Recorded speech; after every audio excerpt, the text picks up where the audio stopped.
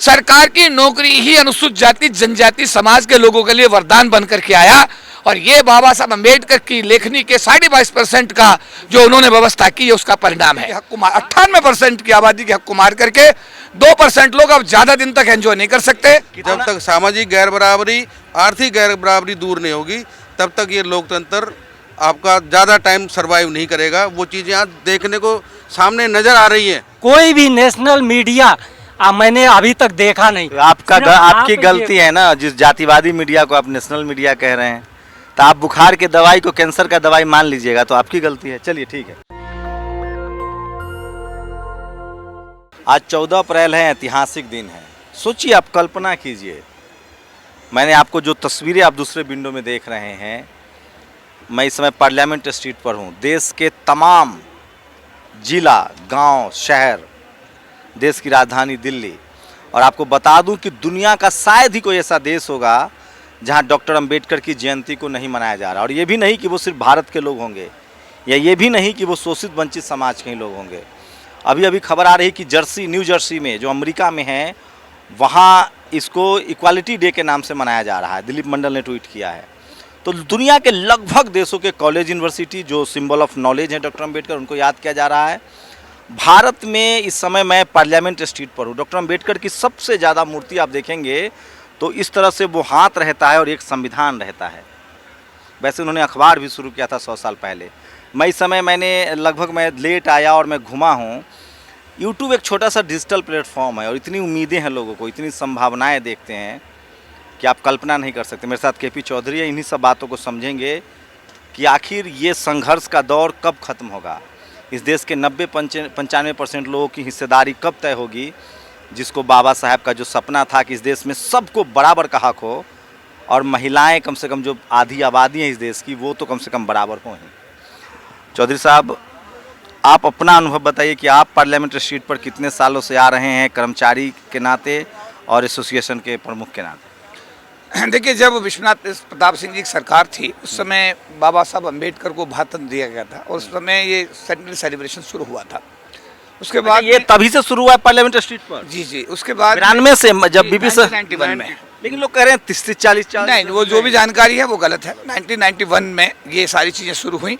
तब से लेकर आज तक महासंघ, अनुसूचित जाति जनजाति संगठनों का जो महासंघ है, जो देश के 40 लाख सरकार के क्षेत्र में काम करने वाले लोगों का प्रतिनिधित्व करता है, जिसके चेयरमैन इंजीनियर राजेंद्र प्रसाद जी मेरे साथ में बराबर में खड़े हैं। बात करेंगे। और ये हमने तभी शुरू किया था और साथ साथ धीरे धीरे, ये पहले बहुत छोटे कार्यक्रम था, बहुत धीरे धीरे ये बड़ा कार्यक्रम होता चला गया। और जैसा आपने बताया कि आज जो ये 14 अप्रैल का कार्यक्रम है, ये न्यू जर्सी में ही नहीं बल्कि मुझे इन्विटेशन आज काठमांडू नेपाल से भी था।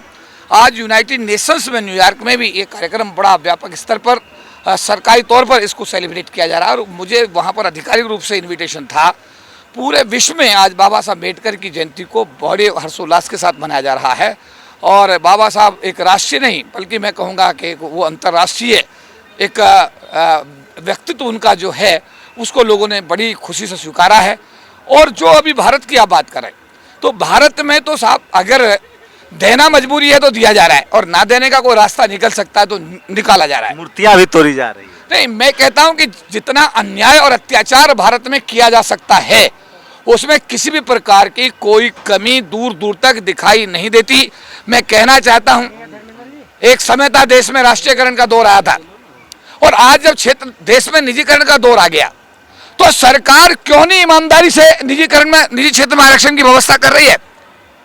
ये सच है कि SC/ST के लोगों को सरकार की नौकरियों में आने के बाद में रोजी रोटी के अवसर मिले, इनके शरीर पे कपड़ा आया, ये लोगों के घरों में जो है ना पक्के मकानों में पहुंचे, इनके घरों में गाड़ियां आई, इनके बच्चे स्कूलों में पढ़ने गए।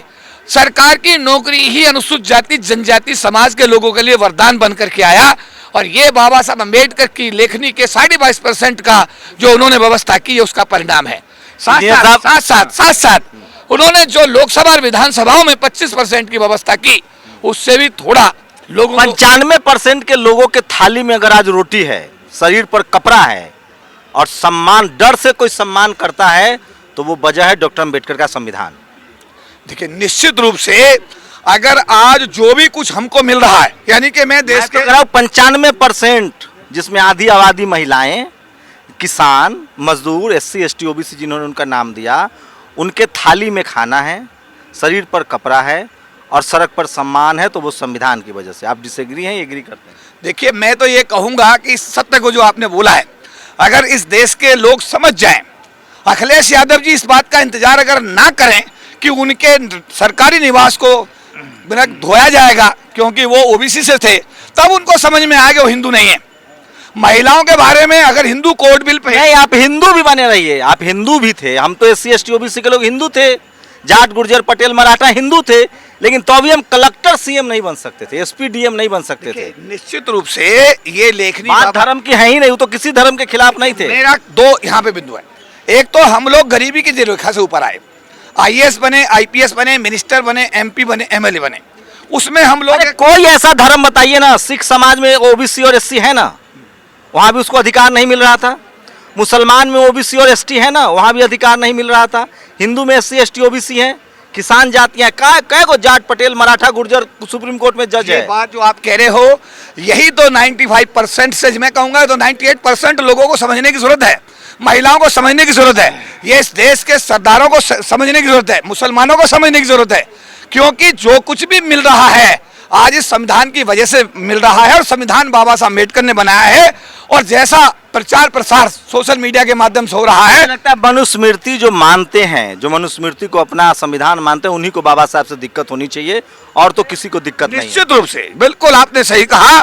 जो लोग मनुस्मृति को अपने जीवन में उतार करके जीवन जीना चाहते हैं, जो लोग दूसरों को हकों को मार करके इस देश पर अभी तक राज कर रहे हैं, 2%, 1%, 2.5% जो भी लोग हैं, उन लोगों को मैं आज 14 अप्रैल बाबा साहब की 132वीं जयंती के शुभ अवसर पर कहना चाहता हूं कि इतनी बड़ी आबादी, 98% की आबादी के हक को मार करके 2% लोग अब ज्यादा दिन तक एंजॉय नहीं कर सकते। कितना आप लोगों को वापस, इंजीनियर साहब, आप सुबह कितने बजे से हैं?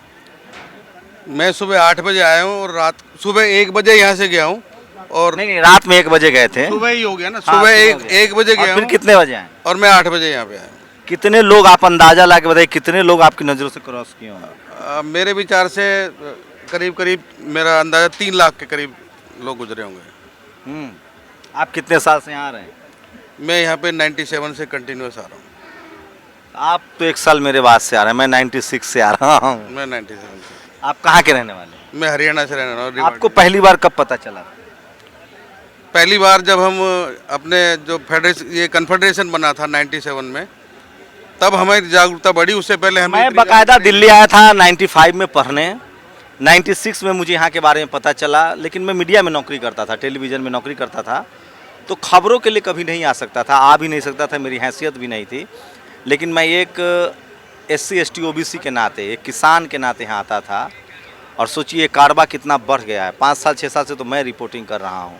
आप कल्पना कीजिए, इस देश के 95% लोग, मैं दावे के साथ कह सकता हूँ, सारे धर्म थे।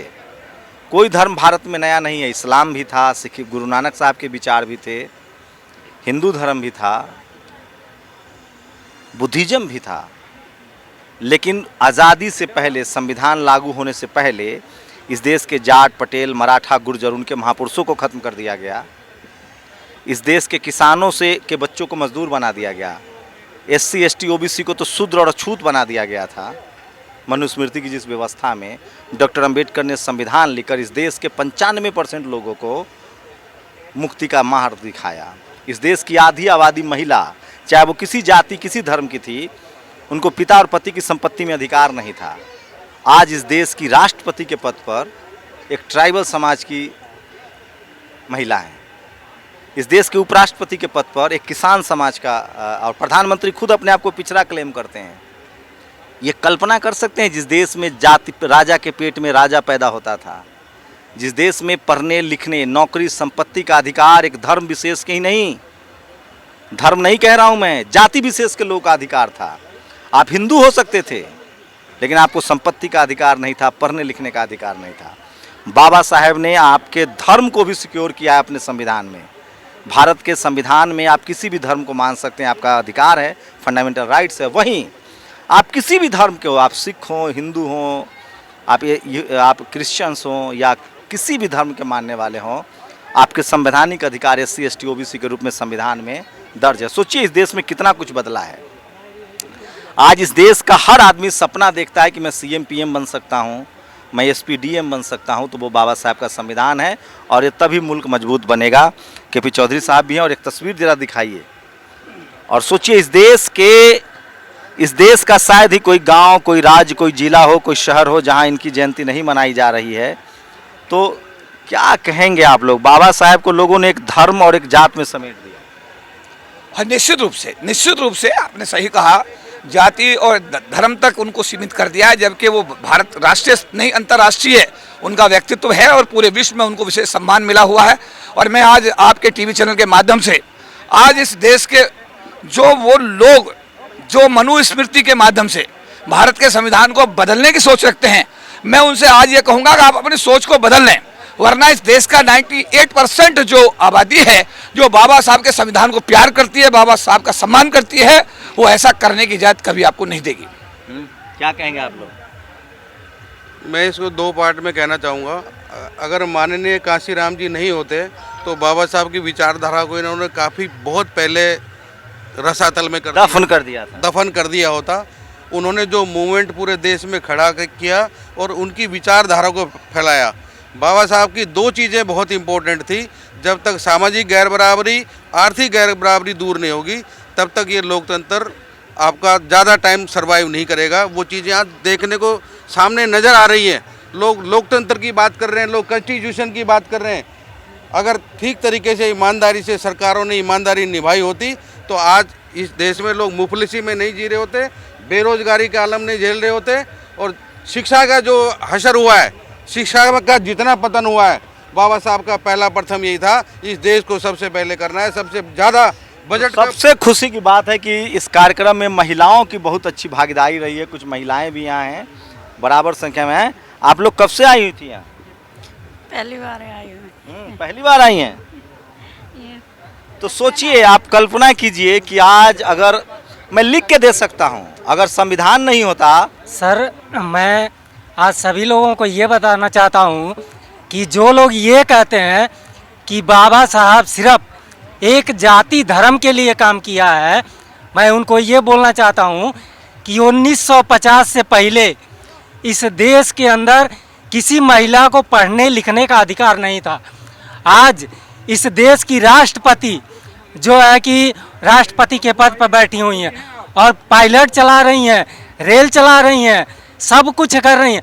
तो उन लोगों को ये सोचना चाहिए कि बाबा साहब किसी एक जाति और धर्म के लिए काम नहीं किया। और मौजूदा सरकार ये कहती है कि मैं सभी वर्ग के लिए लोगों के लिए काम करता हूँ, तो मुझे करीब 3 घंटा से ऊपर आए हुए हो गया। इस देश की लोकतंत्र बिल्कुल ख़त्म है। इसलिए ख़त्म है कि इतना बड़ा हुजूम होते हुए भी कोई भी नेशनल मीडिया मैंने अभी तक देखा नहीं। आपकी गलती है ना, जिस जातिवादी मीडिया को आप नेशनल मीडिया कह रहे हैं। तो आप बुखार के दवाई को कैंसर का दवाई मान लीजिएगा, तो आपकी गलती है। चलिए ठीक है। तो आप सोचिए, आप कल्पना कीजिए, मैं दावे के साथ कह सकता हूँ कि अगर डॉक्टर अम्बेडकर का संविधान न होता तो प्रधानमंत्री नरेंद्र मोदी का जो फैमिली बैकग्राउंड है, जिस परिवार में वो पैदा हुए, कम से कम वो प्रधानमंत्री तो नहीं बनते। द्रौपदी मुर्मू महामहिम राष्ट्रपति जो हैं, जो बैकग्राउंड है उनका, जिस समाज में वो पैदा हुई, वो राष्ट्रपति नहीं बनती। धनखड़ साहब जो किसान बैकग्राउंड है, जिस परिवार में वो पैदा हुए, वो उपराष्ट्रपति नहीं बनते। किरण रिजिजू जिस देश में वो पैदा हुए, जिस समाज से वो आते हैं, वो कानून मंत्री नहीं बनते। तो आप सोचिएगा ज़रूर, समझिएगा ज़रूर कि जो संविधान है, डॉक्टर अम्बेडकर ने जो संविधान लिखा है, वो दरअसल भारत के नागरिकों का ऐतिहासिक धरोहर है, दस्तावेज है, जो आपके आने वाली नस्लों को दुनिया में नाम करने का, सम्मान से जीने का और आसमान छूने का मौका देता है। अब आप बताइए कि क्या डॉक्टर अम्बेडकर किसी जाति और धर्म के थे, या वो आधुनिक भारत के निर्माता थे, जिसमें आपके देश की महिलाओं, आपके देश के नागरिकों, किसानों, मजदूरों, सबको बराबर का हक मिला? बताइएगा जरूर। कैमरा पर्सन आशीष के साथ शंभू कुमार सिंह, नेशनल दस्तक, दिल्ली। नेशनल दस्तक की आपसे गुजारिश है कि अगर इसको बचाना चाहते हैं तो नेशनल दस्तक को सब्सक्राइब करने के लिए रेड कलर के सब्सक्राइब बटन को दबाएं, फिर बेल आइकन की घंटी दबाएं, नेशनल दस्तक को बचाने के लिए बहुत जरूरी है कि हर खबर को शेयर करें, लाइक करें, कमेंट जरूर करें।